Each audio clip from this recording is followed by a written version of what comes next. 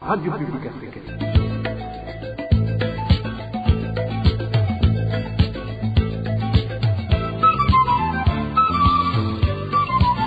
Radio Publique Africaine.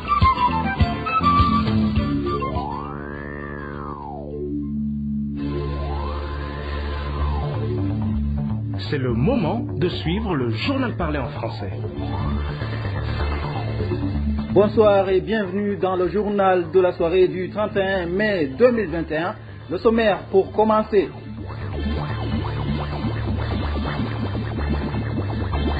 Il faudra chercher les experts en la matière pour arriver à la qualification des massacres de 1972.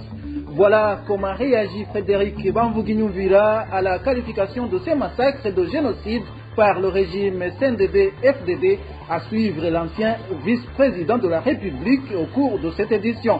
Où va l'argent des terres rares du Burundi? Le pays est classé parmi les meilleurs producteurs alors que le gouvernement dénonce une gestion opaque de ces minerais. Et à Bubanza, certains parents dénoncent l'enrôlement de leurs enfants par les Imbonerakure dans les travaux de ronde nocturne.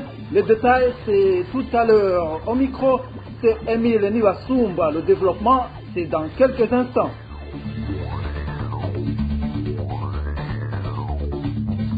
Débutons par la page sécurité. Les proches de Fidel Nakarutimana, élu de la colline Moussama, commune Kayokwe, nous sommes en province Ngaro, craignent pour sa sécurité. Incarcéré depuis plus de 2 semaines au commissariat de Kayokwe, il subit des tortures. Il serait torturé par des policiers soudoyés par un habitant de la colline qui est derrière son arrestation. Onésime Dushimagize pour plus de détails. Fidel Nakarutimana de la colline Moussama, commune Kayokwe, en province Mwaro, a été arrêté le 12 de ce mois de mai, accusé d'avoir perturbé la sécurité le 1er mai, là où il partageait un verre avec un ami. Ce dernier était en train d'écouter des chansons dans leur téléphone mobile quand Pacifique, alias Gikashi, fabricant et vendeur de boissons prohibées dites Umunanasi, les a accusés de perturber la paix et la sécurité. Selon les habitants de la colline Moussama, Pacifique, alias Gikashi, voulait se venger contre cet élu collinaire Fidel Nakarutimana, qu'il avait dénoncé à la police pour avoir fabriqué et vendu ces boissons prohibées. Condamné à 2 ans de prison, Pacifique n'a fait que 2 mois seulement d'emprisonnement. Pourtant, il a toujours gardé une rancune contre Fidel Nakarutimana jusqu'à ce qu'il réussisse son projet de le faire emprisonner. Les proches de Fidel Nakarutimana craignent pour sa sécurité, d'autant plus que Pacifique et Gikashi effectuent souvent des visites au commissariat provincial pour donner des pots de vin aux officiers de police judiciaire qui traitent ce dossier. Aujourd'hui, il se lamente en public comme quoi il a confié une mission incapable. Lui, il voulait qu'il soit éliminé en cours de route avant d'arriver au cachot. Pour le moment, il y va tous les jours et de façon régulière, comme s'il y a été engagé. Selon les informations à notre disposition, Kikashi y amène de l'argent pour corrompre les administratifs et les officiers de police judiciaire afin de le maintenir au cachot. Cela nous inquiète dans la mesure où, après son retour, la victime est isolée des autres prisonniers pour être mise dans la chambre de correction. Selon toujours la famille de Fidel Nakarutimana, c'est dans cette chambre de correction où il subit des tortures. L'officier de police judiciaire qui a ce dossier chercherait à le charger d'autres infractions, du fait que ce dont il est accusé n'est pas fondé. Nous sommes déjà au courant que même l'officier de la police judiciaire qui a ce dossier cherche d'autres infractions à sa charge parce qu'ils ont constaté que les accusations portées à son égard ne sont pas fondées. Ils ont l'habitude d'accuser celui qui n'aime pas d'atteinte à la sécurité intérieure de l'État. Ce qui inquiète de plus les habitants de la commune Kayokwe, Gikashi vend ses boissons prohibées dites Umunanasi au vu et aussi des autorités administratives et policières au moment où d'autres citoyens soupçonnés d'avoir fabriqué cette boisson font objet de chasse. Il donne l'exemple d'un certain Jackson qui a failli être fusillé ce dimanche par des policiers lors d'une fouille et perquisition à son domicile. Les policiers étaient allés à son domicile pour chercher de la boisson appelée Munanasi, mais il a pu s'échapper et ils ont tiré sur lui. Le surnommé Gikashi vend cette boisson sans être inquiété, alors que d'autres sont pourchassés jusqu'au point de se cacher. La rédaction de la RPA a essayé de joindre Hatungimana Honoré, administrateur de la commune Kayokwe, pour de plus amples informations sur le mobile et de l'emprisonnement des citoyens fidèles Nakaltimana, mais sans y parvenir. Les parents de la commune Rugazi, nous sommes cette fois dans la province de Bubanza. Ces parents s'insurgent contre l'enrôlement de leurs enfants dans les groupes qui font des rondes nocturnes, des groupes constitués par des Imbonerakure qui manipulent ces enfants avec de l'argent. Les parents craignent des conséquences dont des échecs scolaires. Le point avec Dani Claire et la Trumba. Sur la colline Kibenga de la commune Rugazi, province Bubanza, des Imbonerakure font des rondes nocturnes de 20h à l'aube. Des rondes qui ont commencé il y a 2 mois selon les habitants de cette colline. Ceux qui font ces rondes nocturnes sont rémunérés. Les Imbonerakure enrôlent des enfants mineurs, ce qui frustre les parents de la localité. Quand ils ont découvert qu'il y a une rémunération, c'est à ce moment qu'ils ont commencé à enrôler les enfants qui ont à partir de 13 ans. Vous comprenez bien que pour les parents, ce n'est pas une chose appréciable. Il y a par ailleurs des parents qui se chamaillent avec les aînés de ces enfants parce qu'ils ne comprennent pas comment un enfant passe la nuit dehors alors que le matin, il doit aller à l'école. Redoutant des conséquences néfastes sur leurs enfants, ces parents demandent que cette situation cesse. C'est la principale cause de la mauvaise note en classe et on jette la faute sur les enseignants. Les accusants n'ont pas bien faire le travail alors que ces enfants qui n'ont pas eu le temps de dormir et de se reposer. Il faut que ça cesse s'ils veulent qu'ils prennent des adultes et laissent les élèves aller à l'école. Nous protestons contre ce comportement. Contacté par téléphone, Isaac Nyandwi, administrateur de la commune Rugazi, nous a raccroché au nez. Passons à présent au bilan hebdomadaire de la RPA. 17 personnes ont été assassinées dans 4 provinces du pays au cours de la semaine écoulée.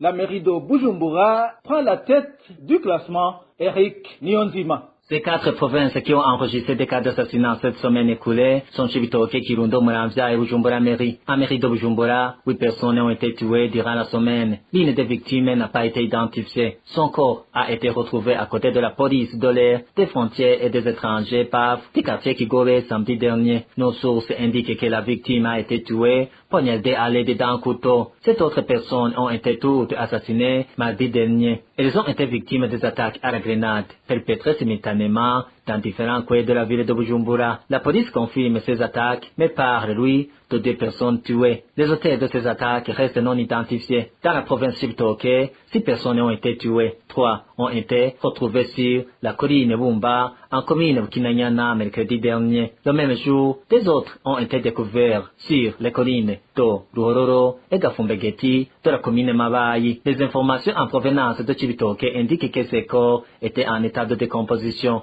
La 6e personne tuée à Chibitoke est une personne qui n'a pas été identifiée. Elle a été fusillée par des militaires sur la colline Nyamitanga, commune Buganda, lundi dernier. Les habitants de Buganda indiquent que la victime était venue de la République démocratique du Congo. En province Kirundo, des personnes ont été tuées cette même semaine écoulée. L'une est un enfant du nom de Jean-Claude Uwizeyimana, âgé de 9 ans. Elle a été découverte sur la colline Kigina, commune Bugabira, mercredi dernier. Les sources sur place indiquent que la victime a été décapitée. La deuxième est connue sous le nom de Jean Baroukeye. Il était âgé de 65 ans. Son corps a été retrouvé mort dans le lac Chohoha, en commune Kirundo, lundi dernier. Les sources à Kirundo disent que la victime a reçu des coups de machette, puis jeté dans le lac. La 4e province est Muramvya. La personne assassinée est une femme du nom d'Innocente Nyonhuru qui a été découverte sur la colline Ruvumu, en commune Kiganda, lundi dernier. Nos sources à Kiganda indiquent que la victime a été tuée par coup de marteau. Merci Eric Nyonzima. Dans quelques instants, nous abordons la page politique. RPA. Un mouvement de revendication de la qualification des crimes de 1972 comme un génocide contre les Hutus est amorcé depuis un certain temps au Burundi. Les meneurs du mouvement argumentent que les crimes de 1972 ont été planifiés et exécutés par le régime de l'époque. Une série de conférences, de témoignages et de réflexions sur les événements de 1972 est organisée par le Sénat burundais. Au cours de la 3e conférence tenue ce vendredi, les participants ont accusé certains témoins de ces événements d'avoir menti dans le but de masquer la réalité. Le point avec Éloge Divin Remèche. Au cours de cette conférence du 28 mai dernier, il y a eu des interventions des participants après l'exposé de l'ancien président de la République Sylvestre Ntibantunganya qui a qualifié les événements de 1972 de génocide des Hutus préparé par le régime républicain de l'époque, un régime qui venait de faire tomber la monarchie. Les idées de différents intervenants convergeaient. La nommée Donat Ndaïsaba, âgée de 69 ans, présentée comme orpheline de 1972, a indiqué que les témoignages qui disaient que la cause des massacres de 1972 étaient les attaques de jeunes Hutus sur des camps militaires étaient archi faux. Pour elle, ces jeunes avaient été dupés par d'autres personnalités de l'ethnie Tutsi afin que l'objectif soit atteint.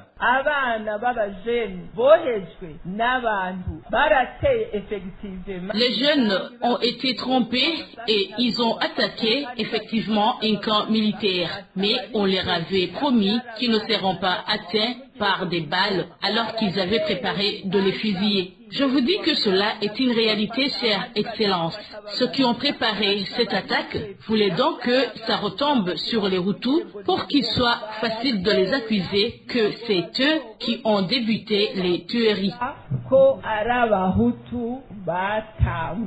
Et pour Deon Haïradja, président du collectif des familles des victimes de 1972, ceux qui ont planifié les massacres sont les mêmes qui ont planifié toutes les crises qu'a connu le Burundi jusqu'à celles liées au 3e mandat de Pierre Nkurunziza. Je suis l'un des jeunes qui ont pris le devant pour lutter contre les persécutions et le génocide des Hutus au Burundi. Je voudrais vous rappeler que nous avons un magazine intitulé Bimenye Baributsa pour que vous puissiez vous rappeler et comprendre ce qui s'est passé. Ces gens ont préparé des actes ignobles en 1972, ils sont revenus en 1988 et vous vous êtes têtus en 1991 aussi. En 1993, c'était toujours le silence et enfin en 2015, ils sont aussi revenus. Si vous ne savez pas ce qui se passe, eux, ils vous le rappellent toujours.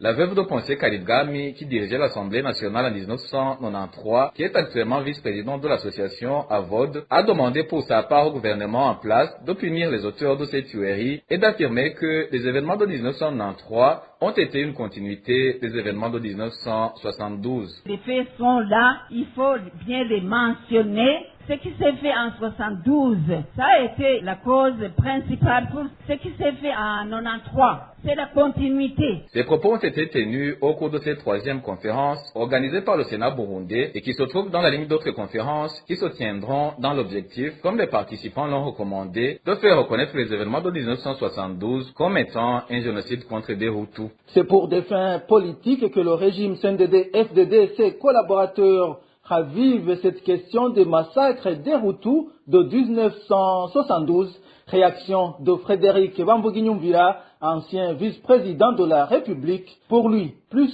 il manipule cette question, plus elle perd son importance. Suivez plutôt Frédéric Bamboguinyumvira. On entend depuis 2015 une exploitation de l'ethnisme dans le pays. Et ces derniers jours, nous avons suivi beaucoup de conférences animées par l'ancien président Sylvestre Ntibantunganya et démontrer, conclure sur cette histoire de génocide autour de 72 dans notre pays. Pour moi, il y a une exploitation certainement politicienne de ce concept-là par les temps qui courent. Bien entendu, comme je le dis, c'est une exploitation politicienne parce que le CNDD-FDD a toujours été animé de l'intention de voir la majorité de l'ethnie Hutu les suivre dans leur errance politique, je m'excuse du terme et je mesure les mots. En réalité, le génocide dans notre pays ne peut pas être qualifié par n'importe qui. Il est écrit que le génocide doit être qualifié par des experts Et c'est pour cette raison qu'il avait été recommandé dans l'accord d'Arusha une commission d'enquête judiciaire qui devrait agir en parallèle avec la commission vérité et réconciliation.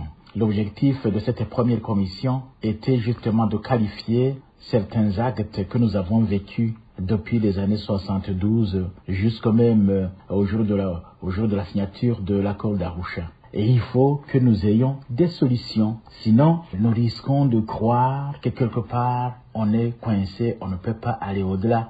Parce que si on est dans des institutions et qu'on craint que demain on puisse être attrapé, eh bien, les animateurs de ces institutions feront tout pour qu'ils puissent rester tranquilles. Mais dans ces conditions, on ne peut pas prétendre au développement. Frédéric Bamvuginyumvira précise que c'est important que les Burundais sachent la vérité, mais qu'il faut des experts en matière de génocide pour faire ce travail. Alors maintenant, qu'est-ce qu'il faut faire? Dès lors qu'il était prévu cette commission d'enquête, on devrait aujourd'hui aussi recourir à cette commission.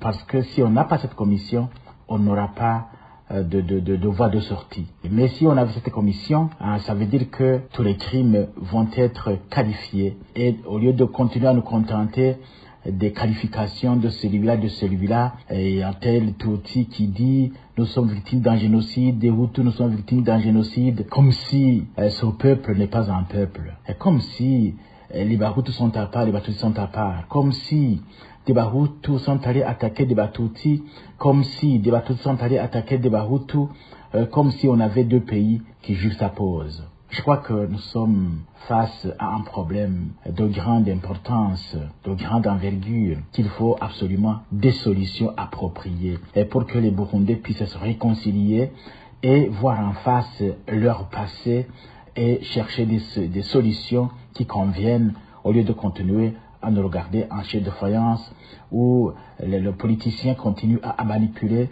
cette corde sensible comme si c'était une solution, mais alors que c'est juste pour sa propre protection. Toujours en page politique, les Burundais ne devraient pas fonder leur espoir sur les sorties diplomatiques effectuées par le numéro 1 burundais dans les différents pays d'Afrique.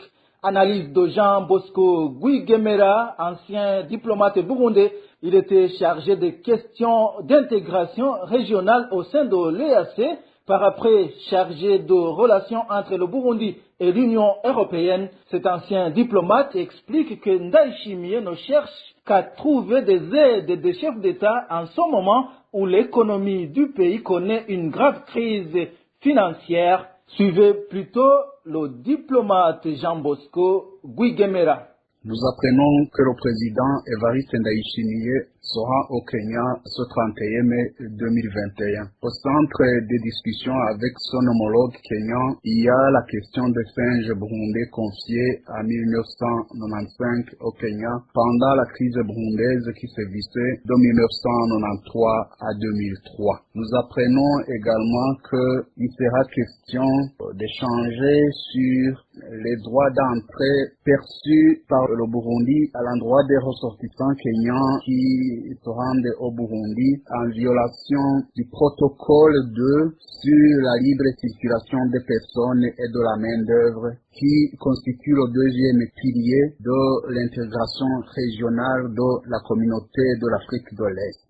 Peut-on alors fonder l'espoir sur ces sorties du président Ndayishimiye? Nous pensons que non. C'est juste faire des apparences, c'est tenter de s'en remettre au président africain pendant cette période où l'économie burundaise est en panne. Pour preuve, c'est cet acte de tenter de chercher des devises par tous les moyens en violation des textes que le Burundi a lui-même ratifiés. Jean Bosco Guigemera interpelle alors le président Evariste Ndayishimiye à commencer plutôt à résoudre la crise politique qui secoue le pays. C'est ainsi que les relations entre le Burundi et les autres pays se normaliseront, selon Jean Bosco Guigemera. Le président Ndayishimiye devrait d'abord faire le ménage ce soir, identifier les véritables problèmes qui l'empêchent de jouir de ses prérogatives en tant que président. Il prend une mesure aujourd'hui, il fait le contraire ou il déclare le contraire le lendemain. Il devrait accorder de l'importance au texte qui lie le Burundi au reste du monde, comprendre qu'il doit gouverner au destiné du pays, des Burundais sans exclusion aucune. Parler de cette espèce animale confiée au Kenya pour sa protection, c'est une bonne chose. Sinon, le Kenya risque de penser que le Burundi l'a oublié. Mais la rapatrier, nous pensons que ce n'est vraiment pas opportun car les conditions sécuritaires ne sont pas réunies, puisque rien n'est fait justement par ce pouvoir pour les créer. L'amélioration des conditions diplomatiques est une excellente idée, mais le président Ndayishimiye, de par son passé politique, il devrait être conscient de la cause derrière cette détérioration, c'est-à-dire le respect des textes de conventions internationales ratifiées, le rétablissement de l'accord d'Arusha pour la paix et la réconciliation des Burundais, qui donne des réponses à pas mal de questions qui se posent aujourd'hui au Burundi. Ainsi, il y aura le retour de la confiance entre Burundais en général et entre Burundais et dirigeants en particulier. C'est dans ces conditions que le président Ndayishimiye méritera la confiance dans le concert des nations. Ce lundi, le président Evariste Ndayishimiye a effectué une visite au Kenya, le 7e pays africain qu'il vient de visiter dans une période d'environ une année à la présidence. Gouvernance sans transition, le Burundi est classé parmi les premiers pays producteurs de la terre rare en Afrique. Selon le journal en ligne Statista, le Burundi est même parmi les meilleurs producteurs au monde. Pourtant, devant l'Assemblée nationale, le Premier ministre burundais avait parlé d'une opacité qui hante cette exploitation de ces terres rares. Les détails avec Eloge Kwizera. Si la liste des pays qui ont exporté la plus grande quantité de métaux dits terres rares au cours de l'année 2020 apparaît seulement des pays africains sur 11 répertoriés dans le classement du portail en ligne Statista. Il s'agit du Madagascar qui occupe la 5e place et du Burundi qui vient à la 11e position. Ce classement montre que le Burundi a exporté 0,21% de la quantité de terres rares vendues au niveau mondial en 2020, au moment où Madagascar qui l'a devancé en a exporté 3,29%. En 2019, Statista révélait que le Burundi est à la tête des pays africains qui ont exporté la plus grande quantité de terres rares et qui occupait la 9e place au niveau mondial. Le portail en ligne Statista, qui œuvre dans le service des statistiques, indique également que le Burundi avait à cette époque débité 600 tonnes de terres rares. Cette catégorie de minéraux regroupe plusieurs métaux. Sur le marché, le métal le moins cher s'achète à 4,40 $ le kilo et le plus cher à 520 $. Cela signifie que, sur base du prix le moins élevé, le Burundi aurait exporté 2 640 000 $ américains, soit 5 milliards 200 millions de francs burundais. Sur base du prix le plus élevé, le Burundi aurait vendu 320 millions de $ américains. Cependant, le Premier ministre, le général Guillaume Bunyoni, semblait indiquer que le Burundi se faisait spolier, signalant que ces travaux d'extraction ont débuté en 2017 à Gakara, commune Mutambo, en province de Bujumbura. Si la version du Premier ministre est réelle, cela signifierait que le Burundi vient de passer 4 bonnes années à se faire dépouiller de sa richesse sous les yeux des autorités. Toujours en page gouvernance, le dossier des propriétaires des parcelles de Gasseigne situées près du palais présidentiel qui réclament des indemnisations est en cours de traitement au cabinet présidentiel. Réponse donnée par l'ombudsman jeudi dernier au cours de la présentation devant l'Assemblée nationale du rapport des réalisations de cette institution au cours de l'année 2020, une réponse qui ne satisfait pas les propriétaires de ces parcelles qui réclament ces indemnisations depuis plus de 5 ans. Marie-Ange Irakozé nous fait le point. Ces parcelles situées à Gasenyi Nyakabondo, commune Mutimbuzi, tout près de la présidence, sont sur une étendue de 200 hectares. Seuls les propriétaires de 40 hectares ont été indemnisés. Sur la question du sort des propriétaires des 160 hectares restants, l'ombudsman a répondu que le dossier est en cours de traitement au cabinet présidentiel. C'était jeudi dernier quand Edouard Ndouimana présentait le rapport des réalisations de son institution en 2020.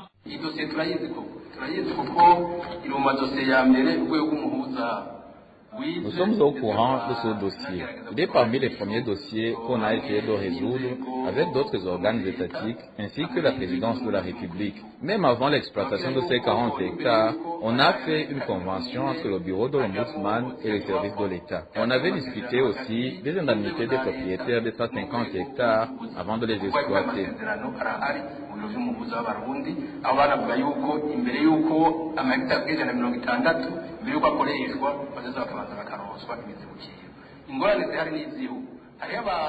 Aujourd'hui, nous sommes confrontés à un problème majeur des gens qui ont démarré les constructions après la délimitation. Les derniers auront des problèmes. Mais qu'ils soient tranquilles, car la présidence est déjà saisie de la question. Le problème va être réglé. S'il n'y a pas de consensus, c'est là peut-être qu'on va encore essayer de trouver la solution ensemble.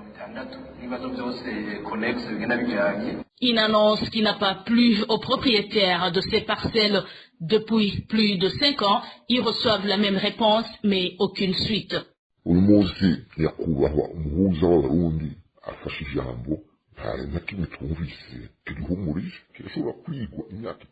Aujourd'hui, l'ombudsman prend la parole et dit les mêmes paroles, mais ça ne nous a pas tranquillisés. Une telle question peut être étudiée pendant plus de 6 ans. Qu'ils nous donnent l'argent et qu'ils évaluent la valeur qu'a la parcelle aujourd'hui, qu'on aille construire ailleurs. Qu'ils nous donnent nos parcelles, car la valeur de parcelles augmente du jour au jour. On a besoin de nos parcelles.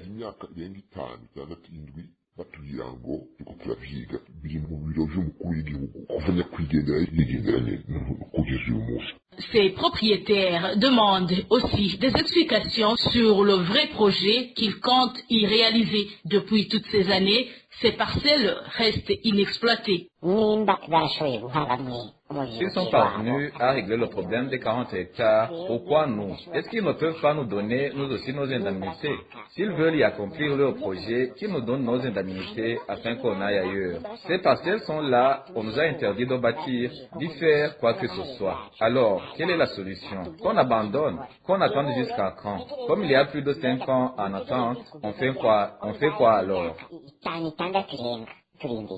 Les activités dans ces parcelles de Gasenyi Nyakabondo ont été interdites depuis le début du projet de construction du palais présidentiel Nare House, un palais fonctionnel depuis septembre 2019. Parlons économie à présent. Plus d'1 milliard de francs burundais est prévu par la loi budgétaire en cours et le projet de loi du nouveau budget pour l'achat du matériel dans des établissements scolaires. Pourtant, il y a manque de matériel dans ces établissements. Les députés ont demandé où va cet argent au ministre des Finances, Emmanuel Niungeko. 300 millions de francs, c'est le montant prévu pour les lits, les matelas et le matériel didactique des écoles secondaires générales pédagogiques. Le député Pascal Gikeke a dit ne pas comprendre pourquoi les parents sont obligés à acheter des matelas pour leurs enfants. Quand un parent va solliciter une place pour son enfant, l'établissement exige un matelas sur lequel l'élève va dormir. Les établissements exigent également aux parents d'acheter un banc pupitre en septembre, alors que cet argent est prévu dans le budget de l'État.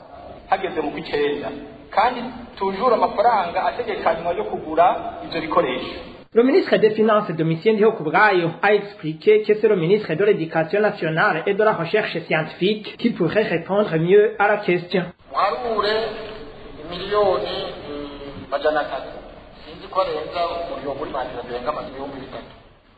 Imaginez-vous avec 300 millions, si on pourra acheter même 3000 matelas par an. Quelqu'un vient de dire que nous avons 30 000 élèves. Je ne pense pas que ces matelas vont durer 10 ans. Nous le savons parce que nous sommes chaque fois appelés sur les établissements que nous avons fréquentés de contribuer. C'est alors possible qu'il y ait des écoles à régime d'internat qui soient dans le manque de matelas et que des élèves soient appelés pour amener leurs propres matelas. Je ne vais pas m'y attarder. Je pense que vous aurez l'occasion de poser cette question au ministre concerné, de même que d'autres questions, notamment celle de manque de matériel.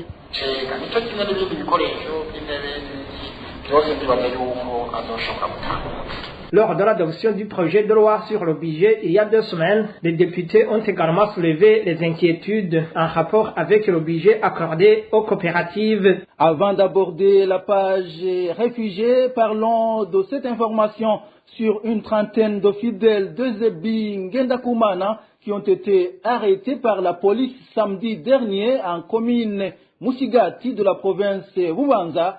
Ces fidèles de Zebi Ngendakumana sont en train de recevoir des enseignements dans le commissariat communal de la police. Selon notre source sur place, les administratifs et la police sont en train de les conscientiser afin qu'ils puissent abandonner l'idéologie de Zebi Ngendakumana.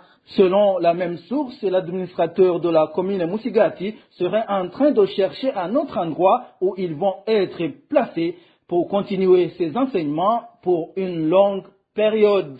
Parlons réfugiés. À présent, un politicien qui a fui son pays, même après une tentative de coup d'État, garde tous les droits de réfugiés. C'est du moins les propos de l'expert en droit, le Kenyan Ojwang Adjina, lors de l'émission Jua Hakizako ou Connais tes droits de la radio RFI, section Swahili. Pour Maître Ojwang Adjina, cette catégorie de politiciens constitue des réfugiés par excellence. Suivez Maître Ojwang Adjina.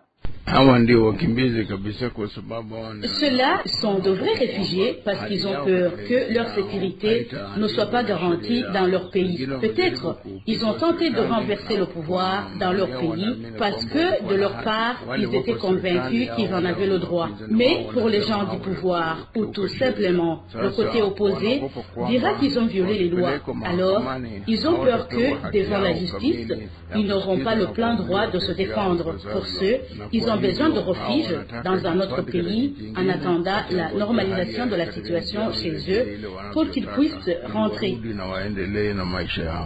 À la question de savoir si les combattants ou les militaires ont droit à l'exil, Ojwang Adjina a répondu dans ces termes. Encore une fois, Maître Ojwang Adjina. Kupatikana kwamba kuna hali ya utovu ya S'ils vont à l'encontre des lois du pays qui les héberge ou pour toute autre faute, cela ne peut pas empêcher que légalement ils gardent le droit d'être réfugiés. Les fautes commises ne retirent point ce droit. Ils restent des réfugiés. Seulement, dans ce cas, les lois en vigueur se chargeront de lui.